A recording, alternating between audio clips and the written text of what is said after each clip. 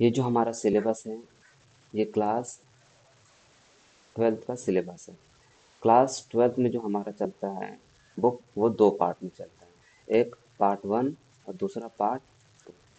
Part one जो normally है, उसमें कुछ चैप्टर्स है जो मैट्रिसेस, डिटरमिनेंट, रिलेशन, फंक्शंस और कुछ डिफरेंशियल इक्वेशन से रिलेटेड, और उसमें लिमिट्स और डेरिवेटिव्स भी है। लेकिन पार्ट टू में जो पूरा जो बुक है वो कैलकुलस है, उसमें वेक्टर एनालिसिस है, three dimension geometry, linear programming है और प्रोबेबिलिटी है। दो हिस्सों में हमने बांटा है यहाँ पर। तो यहाँ से लेकर के यहाँ तक जो है वो हमारा क्या है, पार्ट वन को कवर करेगा, और फिर यहाँ से लेकर के यहाँ तक हमारा क्या है वो पार्ट टू कवर होगा। अब इस कैलकुलस वाले पोर्शन में हमारा क्या है, दो चार चैप्टर, दो या तीन चैप्टर्स आ जाएंगे, जिसमें कि हमारा क्या है, इंटीग्रेशन है, एप्लीकेशन ऑफ इंटीग्रेशन है, डिफरेंशियल इक्वेशंस है। ये सारे क्या है, इसी कैलकुलस वाले पोर्शन में आ जाएगा। तो सबसे पहले जो हम स्टार्ट करेंगे अपना सिलेबस, वो पार्ट वन से स्टार्ट करेंगे, जिसमें कुछ चैप्टर्स है जो कि छोटे हैं और इजीली हम उसको कम टाइम में कवर कर सकते हैं। तो सबसे पहले हम जो स्टार्ट करेंगे वो पार्ट वन से स्टार्ट करेंगे। और आज जो हम वीडियो बनाएंगे वो मैट्रिसेस से बनाएंगे। तो इसके जो इम्पोर्टेंट टॉपिक्स हैं वो, और इसके जो क्वेश्चंस है एक्सरसाइज के, एनसीईआरटी के, उसको हम सॉल्व करेंगे। इसमें जो है आपको हैंड रिटन नोट्स भी मिलेंगे। अगर आपको चाहिए तो आप कमेंट सेक्शन में ज़रूर बताएं, या फिर व्हाट्सएप पे मैसेज भी कर सकते हैं। तो आपको नोट्स मिल जाएंगे, जो जिस नोट से हम आपको पढ़ाने वाले हैं। तो चलिए शुरू करते हैं।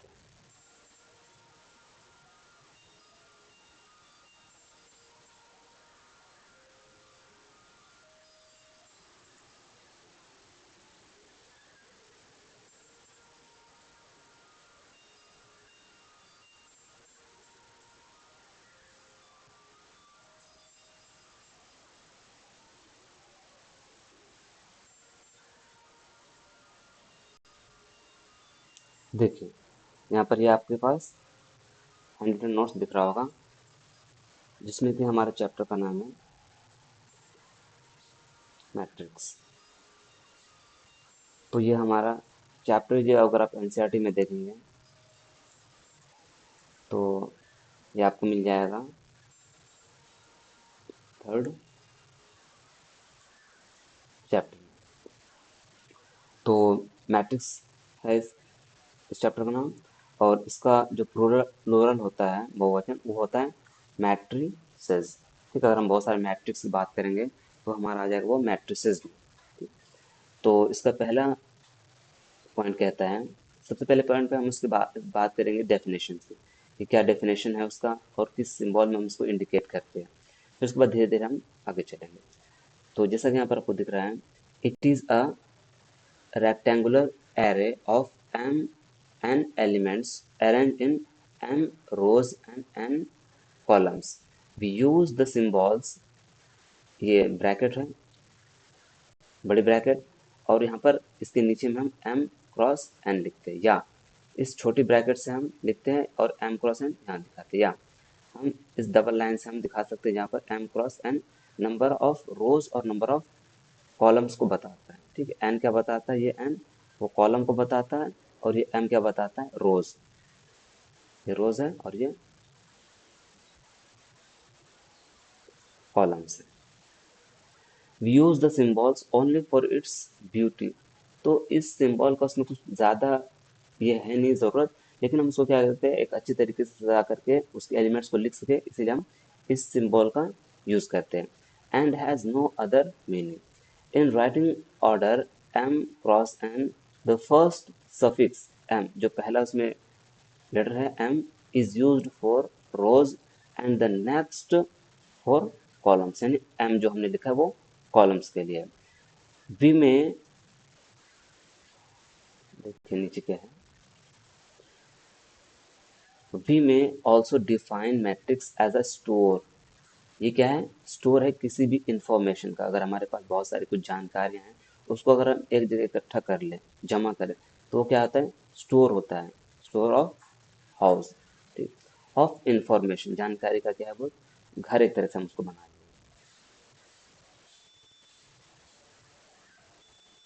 जैसे यहाँ पर आपको एग्जाम्पल दिख रहा है, A is equals to one two three four five six seven eight. यहाँ पर अगर हम कॉलम की बात रोज की बात करें तो ये फर्स्ट रो और ये सेकंड रो। रोज जो हम काउंट करते हैं इस तरह से काउंट करते हैं, हॉरिजॉन्टली, ठीक है, क्षैतिज रूप में। तो यहाँ पर हमारा दो है, तो हमने यहाँ पर दो दे दिया, जो कि ये एम के जगह पर है। और अगर हम कॉलम की बात करें तो वो हम वर्टिकली देखते हैं, ऊर्ध्वाधर, एक दो तीन और ये चार। तो हमने यहाँ पर एम चार दे दिया। तो ये क्या हो गया हमारा रोज, रोज। और ये क्या हो गया हमारा कॉलम। इसको कहते हैं हम पंक्ति हिंदी में। अगर आप हिंदी में पढ़ रहे हैं तो हिंदी में भी आप लिख सकते हैं इसको पंक्ति, और इसको कहते हैं हम स्तंभ। ऐसा करते हैं, ये वीडियो हम पूरा इंग्लिश के लिए बनाते हैं, फिर अगला वीडियो हम जो है पूरे हिंदी के लिए बनाते हैं। तो 2/4 को पढ़ते हैं इस मैट्रिक्स का नाम।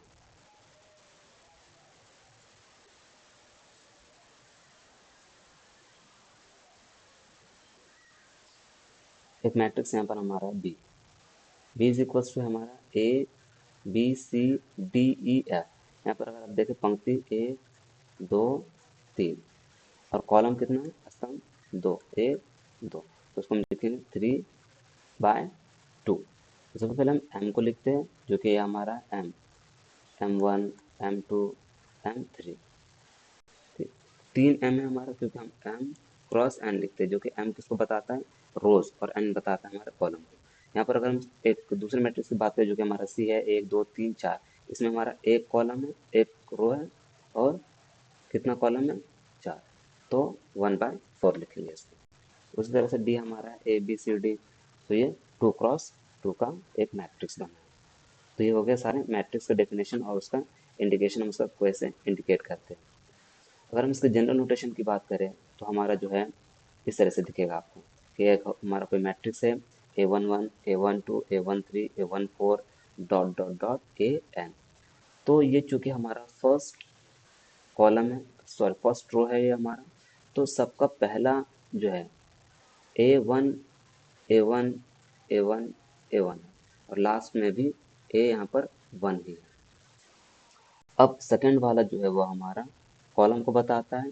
ये पहला कॉलम है तो पहला हो गया, दूसरा कॉलम है तो ये दूसरा हो गया, ये तीसरा कॉलम, ये चौथा कॉलम, चौथे कॉलम ये एलिमेंट।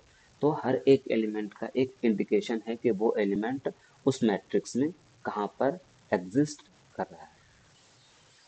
इस तरह सारे एलिमेंट का क्या होता है कि इंडिकेशन नंबर होता है, ठीक। तो ये हमने यहाँ पर n क्या माना है, n कॉलम माना है, और m रोज माना, एक दो तीन चार डॉट हमने m तक माना है, और यहाँ पर 1 2 3 करके यहाँ पर हमने n तक माना है, ठीक। तो यहाँ पर जो मैट्रिक्स होगा ए, अगर हमने यहाँ पर मैट्रिक्स माना है तो यहाँ पर हमारा m कॉलम हो गया, और यहाँ से n तक हमारा कितना है n।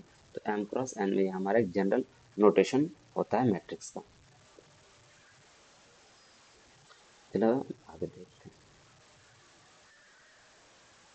आगे हमारा एक एग्जांपल और है, उसी जो हमने पहले पढ़ा कि general notation of a matrix क्या है, तो उसी को हम क्या कहते हैं, जनरल नेमिंग कर देते हैं। जनरल नेमिंग में हम क्या करते हैं, उस एलिमेंट को जनरलाइज कर देते हैं आई जे से। जहाँ पर हमने एक दो एक तीन एक चार एक एक लिख रहे थे, उसको हम जनरलाइज कर देते हैं ए is equals to A I जे। तो यहाँ पर क्या है, एम जो है किस कॉलम में, सॉरी किस रो में है, आई किस रो में है, और जे किस कॉलम है, उसको इंडिकेट करता है। It is general notation of a matrix. एक एग्जांपल के साथ हम यहाँ पर थोड़ा और डिटेल्स इसको समझेंगे। देखिए एग्जांपल है, ये हमारा कोई मैट्रिक्स है, एक दो तीन चार पाँच छः। ये हमारा 2x3 का हमारा एक मैट्रिक्स है। यहाँ पर अगर हम इस एलिमेंट की बात करें एक ही, तो ये हमारा क्या है, पहला रो पहला कॉलम, A11 बराबर जो हमारा एलिमेंट है वो हो जाएगा इसमें यहाँ पर। उसी तरह से ये जो है हमारा, ये दो, ये कहाँ पर है, यहाँ पर नहीं लिखा है, देखिए ये कहाँ पर है हमारा, ए पहला पंक्ति दूसरा कॉलम, पहला पंक्ति दूसरा कॉलम में हमारा हो गया दो। इसी तरह से सारे एलिमेंट को हम देख सकते हैं, ये पहला कॉलम पहला रो तीसरे कॉलम में हमारा 3। इसे सारे एलिमेंट को हम इंडिकेट कर सकते हैं। जैसे देखिए, अगर हम जनरली देखें मैट्रिक्स कैसे है, इंफॉर्मेशन का एक घर। Matrix as a store house of information. मान लीजिए कि एक हमारे यहाँ पर एक शहर है बीजीपी, दूसरा हमारा पटना, तीसरा हमारे यहाँ पर रांची। ठीक। और ये है क्या है, ये यहाँ पर जाने के रास्ते को इंडिकेट करता है, वेज है ये हमारा। ठीक है, ये रास्ते है हमारा। यहाँ पर एक रास्ता है, यहाँ पर दो रास्ता है, यहाँ पर तीन रास्ते हैं। तो जनरली अगर हम देखें तो भागलपुर से रांची जाने के लिए एक रास्ता है, लेकिन भागलपुर से पटना जाने के लिए दो रास्ता है, और पटना से रांची जाने के लिए तीन रास्ते हैं। लेकिन मैं कहूँ कि भागलपुर से भागलपुर ही जाने के लिए कितने रास्ते हैं, तो एक भी नहीं।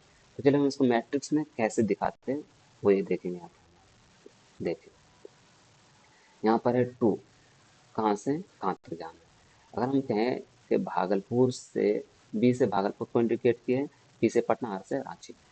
तो भागलपुर से अगर हम भागलपुर जाना है तो वो 0 है। लेकिन ये भागलपुर से हमें पटना जाना है तो दो रास्ते। भागलपुर से रांची जाना हो यहाँ तक तो एक रास्ते।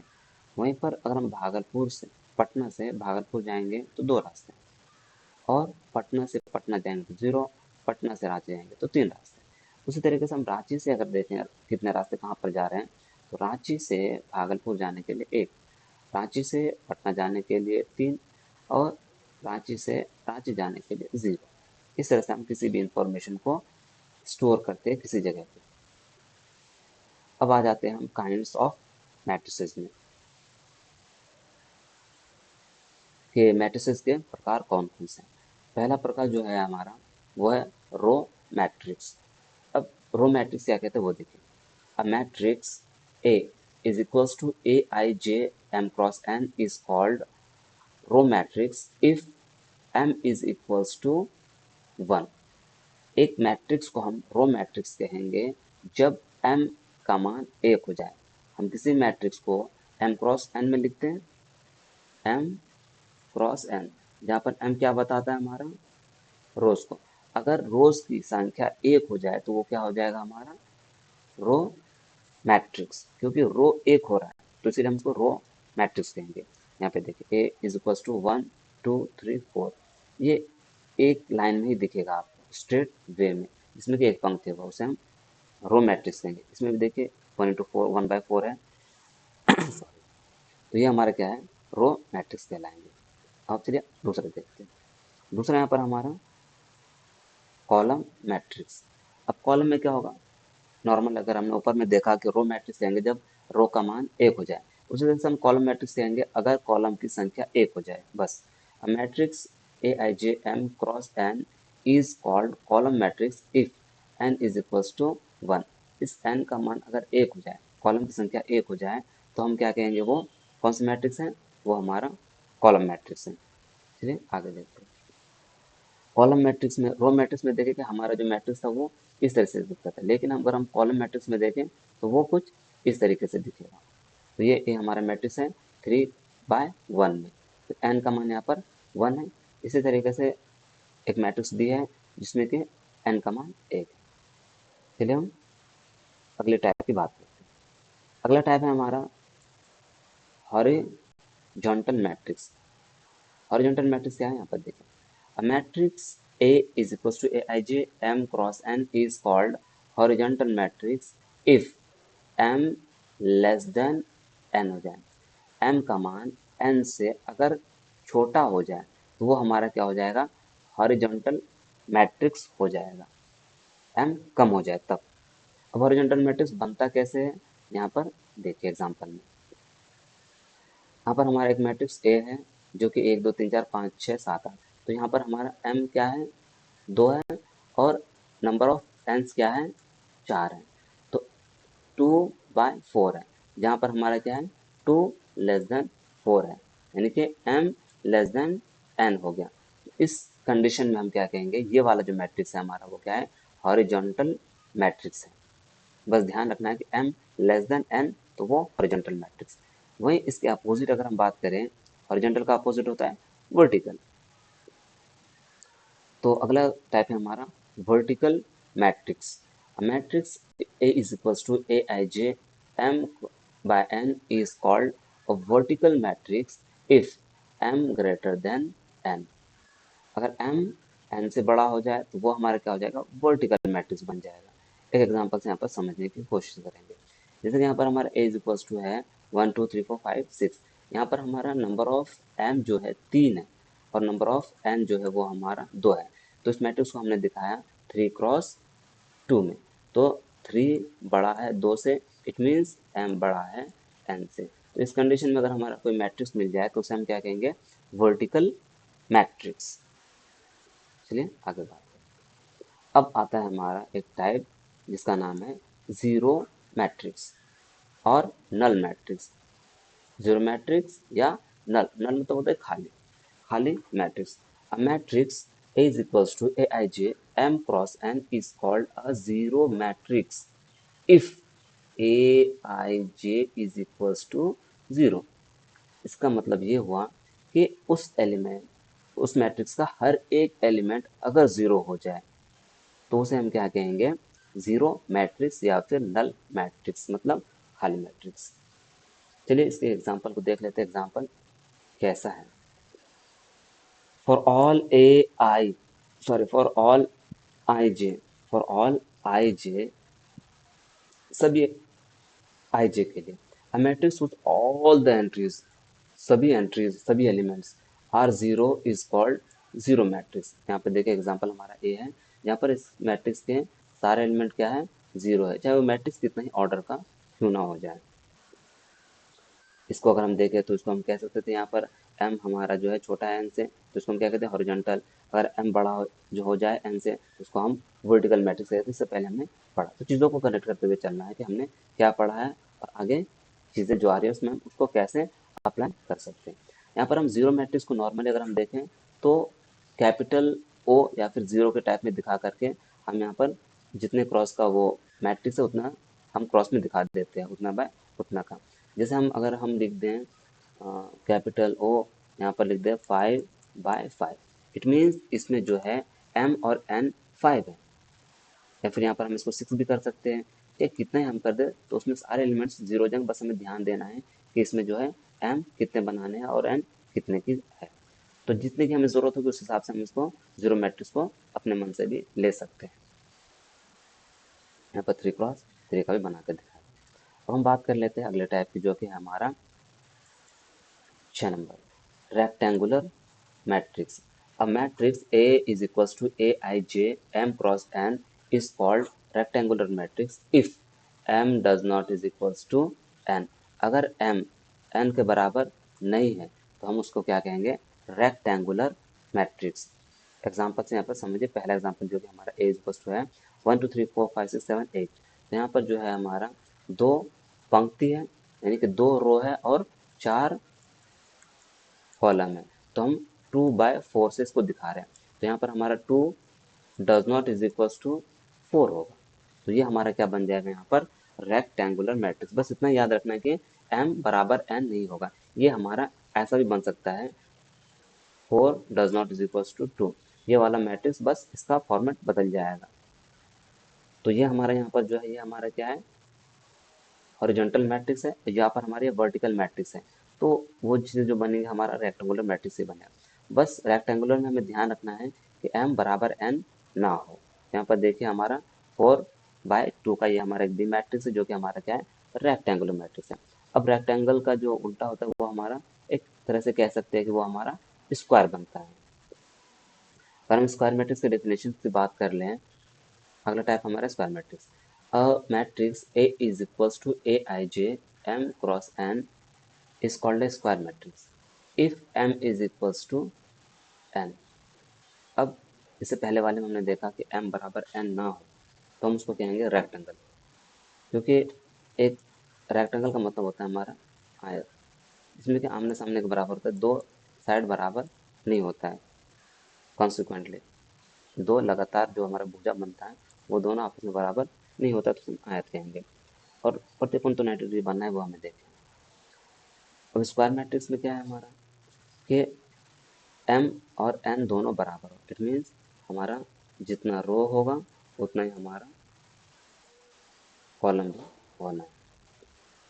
चलिए हम इसके एग्जांपल की बात कर लेते हैं कि एग्जांपल कैसा है। यहाँ पर देखिए ये स्क्वायर का एग्जांपल है। स्क्वायर मैट्रिक्स का ये हमारा एग्जांपल है। यहाँ पर ए इज इक्वल्स टू है 1 2 3 4 5 6 7 8 9 तक हमारे इसमें एलिमेंट है और ये 3 क्रॉस 3। इट मीन्स इसमें जितने रोज हैं उतने ही हमारा इसमें क्या है, कॉलम भी है। और यहाँ पर हमारा बी मैट्रिक्स भी जो है ए बी सी डी, ये 2 बाय 2 का एक मैट्रिक्स है।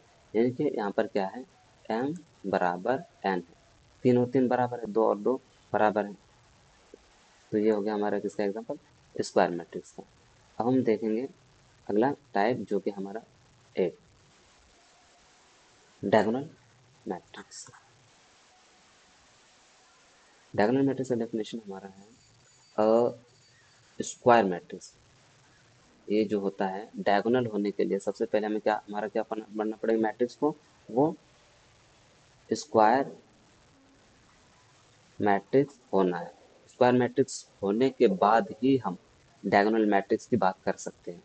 तो square matrix A is equals to A I J N cross N, यहाँ पर दोनों बराबर दिखाना है, ना कि हम एम क्रॉस एन दिखा दें, क्योंकि हम स्क्वायर मैट्रिक्स की बात कर रहे हैं। जब हम स्क्वायर मैट्रिक्स की बात करेंगे तो दोनों यहाँ पर बराबर होने चाहिए, नंबर ऑफ रोज और number of column is called a diagonal matrix. एक स्क्वायर मैट्रिक्स को हम डायगोनल मैट्रिक्स कहेंगे if A I J is equals to zero.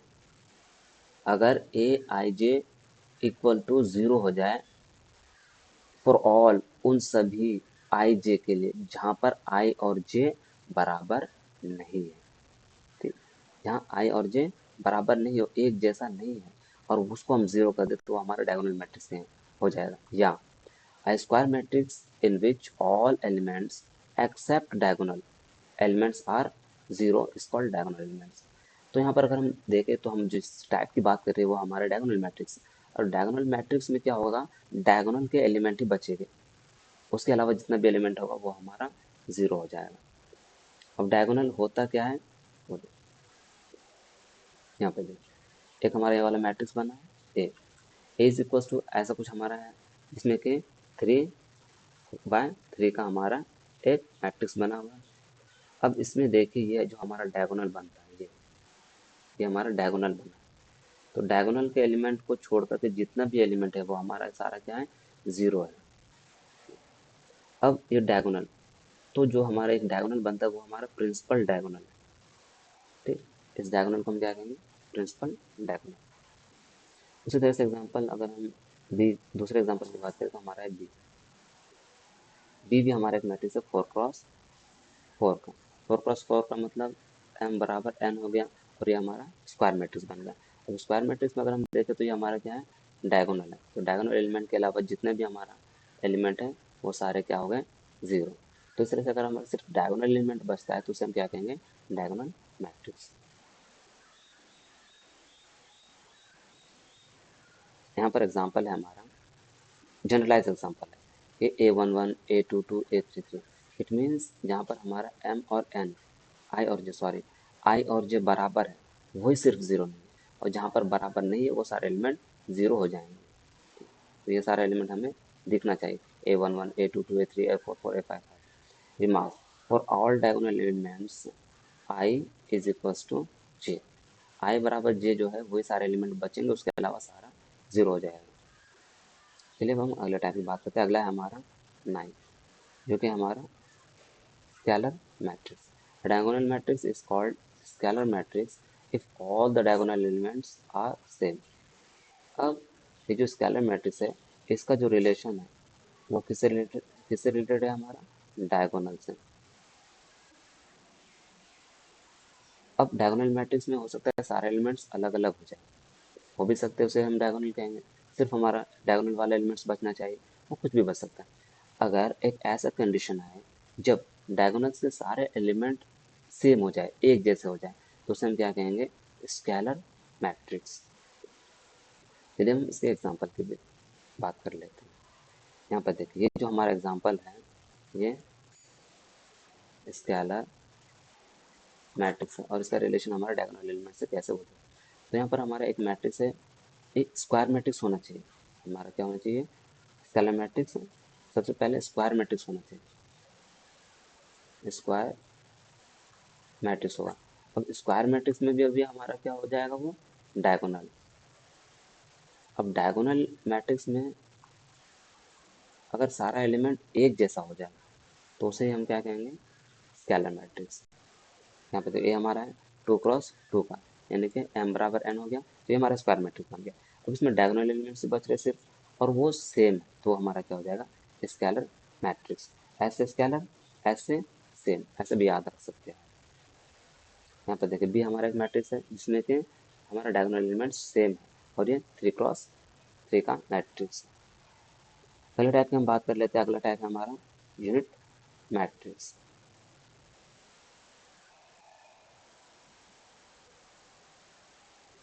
अब यूनिट मैट्रिक्स क्या कहता है, ये 10th नंबर है हमारा, 10th टाइप यूनिट मैट्रिक्स और डायगोनल मैट्रिक्स। अब यूनिट मैट्रिक्स होने के लिए हमारा डायगोनल मैट्रिक्स होना है। अब diagonal matrix is called a unit matrix if all the diagonal elements are unity, मतलब एक हो जाए। तो यहाँ पर देखो सीरीज कैसे बन रहा है। तो सबसे पहले हम कहाँ से चले थे, स्क्वायर से। स्क्वायर, स्क्वायर हो जाएगा तो स्क्वायर के बाद ये हमारा डायगोनल बनेगा। डायगोनल से ही हमारा यहाँ पर क्या आ जाएगा, स्केलर आ जाएगा। अब स्केलर से ही हमारा क्या बन जाएगा, यूनिट। ये सारा मैट्रिक्स है। स्क्वायर बनने के लिए एम बराबर एन हो जाएगा। डायगोनल बनने के लिए सिर्फ हमारा डायगोनल वाला एलिमेंट ही बचना है। ठीक, स्केलर में क्या होगा, डायगोनल वाला एलिमेंट सेम हो जाएगा। यूनिट मैट्रिक्स में क्या हो जाएगा, डायगोनल वाला एलिमेंट 1 1 होना है, यहाँ पर सेम हो जाएगा, 5 5 6 6 कुछ भी हो सकता है, यहाँ पर 1 1 होना है। तो हमारा क्या हो जाएगा, यूनिट मैट्रिक्स। तो इस तरह से सीरीज में याद रख सकते हैं, जिससे कि आपको याद रखने में आसान हो जाए। अब आता है अपर ट्रायंगुलर मैट्रिक्स, इसको यूटीएम भी कहते हैं। अब matrix A is equal to A I J N cross N, यानी स्क्वायर मैट्रिक्स ही बन गए अभी। Is called upper triangular matrix if A I J is equal to 0 for all I greater than 0, क्योंकि यहाँ पर हमारा अपर है, तो आई अगर जे से बड़ा हो जाए तो वो एलिमेंट को हम जीरो करके देखेंगे। तो यहाँ पर एक जनरल मैट्रिक्स जो हम बनाए थे कुछ ऐसा था, इसमें से हम बात करेंगे किस एलिमेंट को जीरो करना है। यहाँ पे अपर ट्रायंगुलर जो बनेगा हमारा, यहाँ से कुछ डायगोनल से ऊपर वाला हिस्सा वाला हमारा जो बनेगा वो हमारा अपर ट्रायंगुलर मैट्रिक्स बनेगा, ट्रायंगल की तरह बनेगा। तो उसको छोड़ करके यहाँ पर जो है हमारा, यहाँ पर देखिए जितना भी होगा वो सारा जे बड़ा है, आई से जे बड़ा है। अगर हम यहाँ पर बात करेंगे तो वो सारा क्या है हमारा, यहाँ पर सीधे एक मिनट थोड़ा सा नीचे कर लें ताकि आपको देखें। यहाँ पे देखिए ये आई जे से छोटा है, यहाँ पर आई जे से बड़ा है, तो ये एलिमेंट जीरो हो जाएगा। उसी तरीके से ये भी जीरो हो जाएगा, बराबर वाले को जीरो नहीं करना है यहाँ, तो यहाँ से हमारा क्या हो जाएगा, यहाँ से ऊपर तक बच जाएगा और ये सारा एलिमेंट हमारा नीचे का जीरो हो जाएगा। चलिए एग्जाम्पल भी हमने एग्जाम्पल देख लेते हैं। तो एग्जाम्पल में वही हमारा था कि नीचे वाला सारा एलिमेंट हमारा जीरो हो जाएगा। अब अगला हमारा 12 टाइप, जो कि हमारा लोअर ट्रायंगुलर मैट्रिक्स, मतलब लोअर वाला बचेगा। वो अपर वाला था, अपर वाला बचा, ये हमारा लोअर ट्रायंगुलर मैट्रिक्स है एलटीएम। तो इसमें हमारा क्या होगा, लोअर वाला एलिमेंट बच जाएगा, अपर वाला जीरो हो जाएगा। Square matrix is equal to A I J N cross N is called lower triangular matrix if A I J is equal to 0 for all, इसको कहते हैं फॉर ऑल, सभी के लिए आई लेस देन जे के लिए जीरो हो जाएगा, मतलब ऊपर वाला सारा एलिमेंट जीरो हो जाएगा। अब हम बात करते हैं transpose of a matrix. Transpose of a matrix क्या है, if A is equal to A I J M cross N, यहाँ पर कोई सा भी मैट्रिक्स हो सकता है, M cross N, be any matrix, then its transpose is denoted by A dash और A to the power T. Generally हम इसी का यूज करते हैं, बुक में भी इसी का ज़्यादा यूज है। एंड डिफाइंड एज, और इसको परिभाषित कैसे करते हैं, dash is equals to A J I N cross N. Transpose में हमारा होता है एक्चुअली क्या है, देखो अगर हमारा A is equals to A I J M cross N, तो हमें क्या करना है, ए ट्रांसपोज में चिन्ह लगा देना है, और यहाँ पर आई को जे से कन्वर्ट कर देना। जे आई के जगह पर आ जाएगा, आई जे के जगह पर आ जाएगा, और यहाँ पर हमारा ये रो कॉलम आपस में एक्सचेंज हो जाएगा। तो हमारा जो बनेगा वो ए J I N cross M का एक मैट्रिक्स बनेगा, जिसे हम कहेंगे ए का ट्रांसपोज। जैसे यहाँ पर एक एग्जांपल से समझेंगे। देखिए यहाँ पर हमारा एक ए मैट्रिक्स है 1 2 3 4 5 6 2 क्रॉस 3 का, जहाँ पर m बराबर 2 n बराबर 3 है। अब हम क्या कर रहे हैं, ए का ट्रांसपोज मालूम कर रहे हैं। तो हमारा यह क्या है, पहला पंक्ति है। तो पहले पंक्ति को हम क्या करेंगे, पहला रो बना देंगे, आई को जे से बदल देना। ये हमारा पहला आई है, इसको हम पहले जे से बदल देंगे। तो 1 2 3 कॉलम बन गया। और ये हमारा दूसरा पंक्ति है, हम क्या करेंगे, उसको दूसरा कॉलम बना देंगे। और तीसरा पंक्ति रहता है, उसको तीसरा कॉलम बना देते हैं। तो हमारा जो था ये एम 2 था, लेकिन अब एम कितना हो गया, 1 2 3। तो एम 3, और ये वाला जो था हमारा कॉलम वो हमारा 2 हो गया। इस तरह से हम ट्रांसपोज किसी भी मैट्रिक्स का करते हैं। एक एग्जांपल और बात कर लेते हैं। यहाँ पर बी कोई हमारा मैट्रिक्स है, ये 4 क्रॉस 3 यानी कि 4 रोज है इसमें, और 3 कॉलम्स है। तो 4 बाय 3 का हमारा मैट्रिक्स है। अब हम इसमें क्या करेंगे, ये पहला पंक्ति जो हम इसको क्या करेंगे, पहला कॉलम बना दिए, 4 5 1। अब दूसरा पंक्ति है हमारा ये, अब इसको क्या कर रहे हैं, दूसरा कॉलम बना दे रहे, 3 1 2। तो 0 1 1 यहाँ पर हमारा तीसरा रो है, तो हम इसका तीसरा कॉलम बना दिए। अब ये चौथा रो है, हम इसको चौथा कॉलम बना दिए। तो इस तरह से हमारा क्या हो गया, ये आपस में हमारा एक्सचेंज हो गया, जो कि यहाँ पर आपको दिखेगा 3 क्रॉस 4 का एक हमारे पास मैट्रिक्स मिला। आज के लिए इतना ही, मिलते हैं नेक्स्ट वीडियो में। Thanks for watching.